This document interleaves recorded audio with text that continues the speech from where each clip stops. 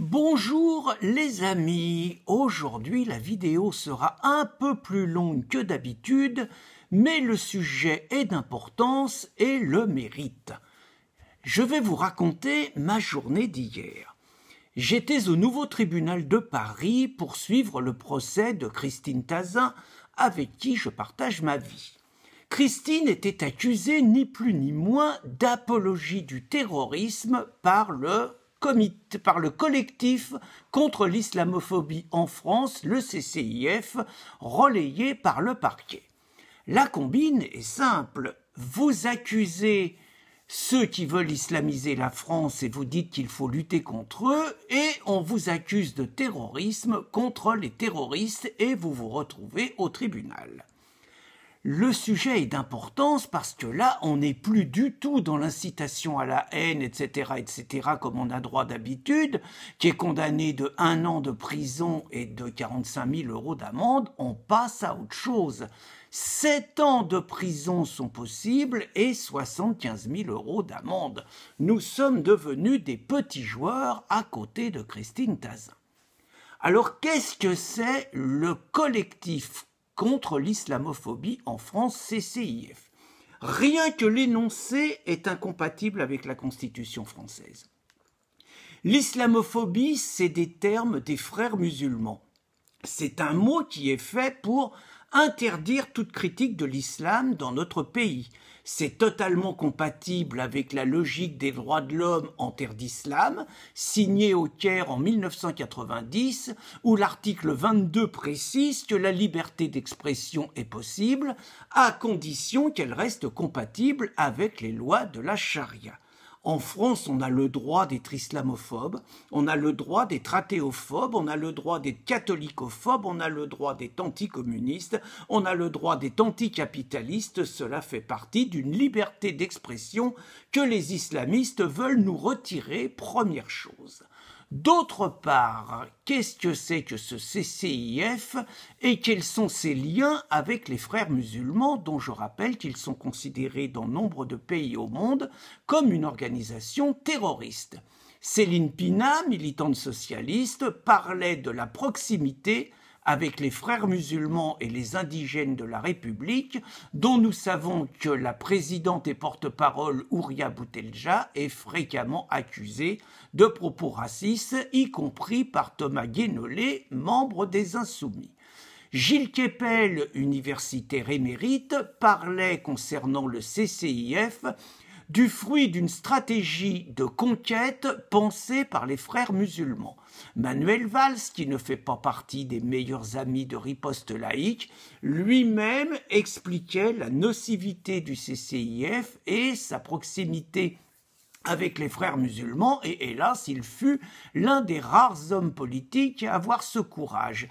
Mais la meilleure interview vient de Mohamed Louisi, qui lui-même fut un ancien frère musulman et qui, en 2016, dans une interview au Figaro d'Alexandre Delvecchio, soulève absolument avec beaucoup de pertinence toute la stratégie des frères musulmans. Il faut rappeler que Marwan Mohammad, le porte-parole et tête pensante, si j'ose dire, du CCIF, n'a pas caché dans une mosquée en 2011 sa volonté de mener une stratégie amenant dans 30 ou 40 ans la France à devenir terre d'islam. Il a revendiqué ce droit.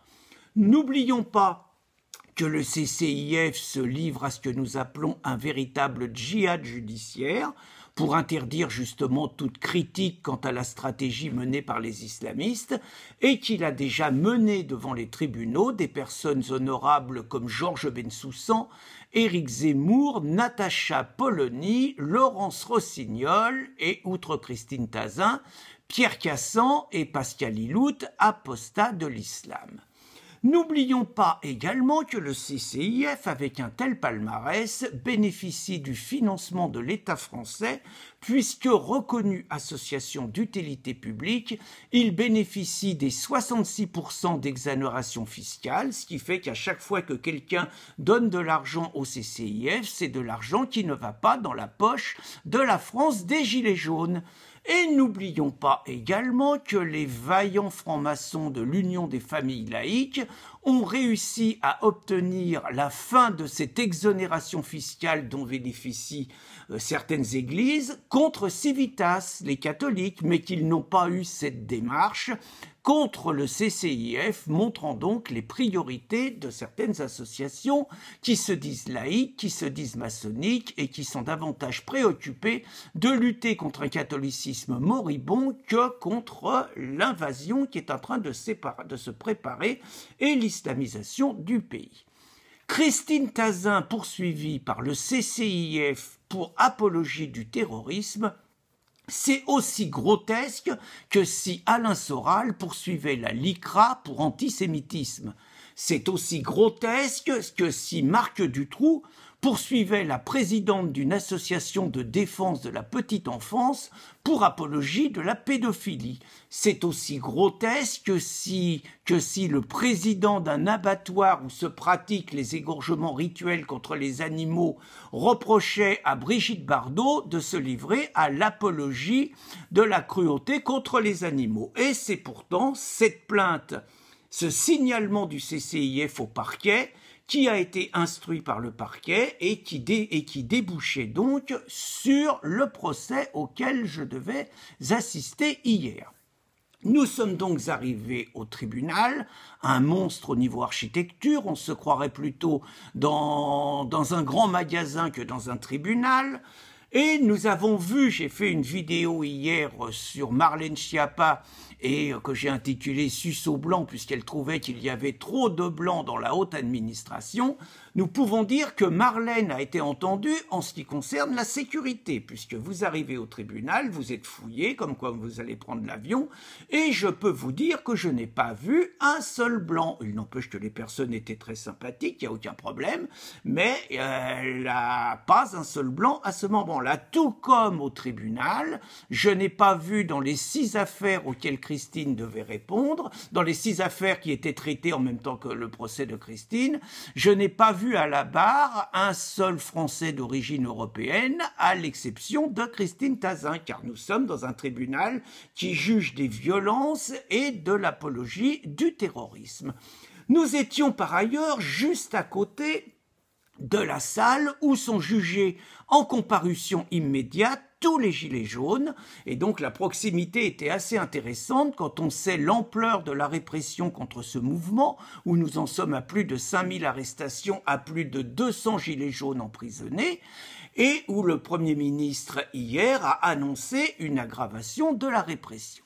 Parlons donc maintenant de ce procès où tous ceux qui passaient demandaient l'ajournement du procès pour des raisons XXXX, et nous pensions donc que nous allions y passer. Erreur, le CCIF a lui-même demandé un ajournement du procès. C'est pourtant grotesque, la plainte a été déposée il y a plus d'1 an, il devait y avoir déjà un procès au début du mois de septembre, notre avocat qui n'avait reçu les documents que 7 jours avant, alors qu'il faut 10 jours au niveau de la loi, avait demandé et obtenu le report. Et cette fois, les avocats du CCIF ont fait savoir qu'ils n'avaient pas eu le temps d'étudier le dossier, qu'il y avait eu un changement d'avocat chez eux et qu'ils demandaient, vu l'importance du dossier et des propos de Madame Tazin, ils demandaient donc un nouveau report du procès. C'était se foutre ouvertement de la tête du monde, et je reste poli. Et on a demandé au procureur quel était son point de vue. Et le procureur de la République, aux ordres du gouvernement, a expliqué que, vu l'importance des propos tenus par Madame Tazin, il fallait un vrai procès et qu'elle était d'accord pour l'ajournement nouveau de ce procès. Que croyez-vous qu'il arriva? Le tribunal se retira, réfléchit, revint et ajourna toutes les affaires, dont celle de Christine Tazin. Le CCIF a eu gain de cause. Alors certes, on peut dire que c'est irritant parce qu'on s'est déplacé pour rien. Le procès est remis dans 4 mois, à 4 mois, mais peut-être que dans 4 mois, je faisais référence aux Gilets jaunes, il se sera passé beaucoup de choses en France et peut-être que la justice ne sera plus dirigée par les mêmes personnes. En attendant, quand j'entendrai dorénavant des magistrats se plaindre de l'encombrement des tribunaux, je ne vous cache pas que j'aurai quant à moi une petite idée quant aux causes de l'encombrement de certains tribunaux. Bonne journée et au revoir les amis.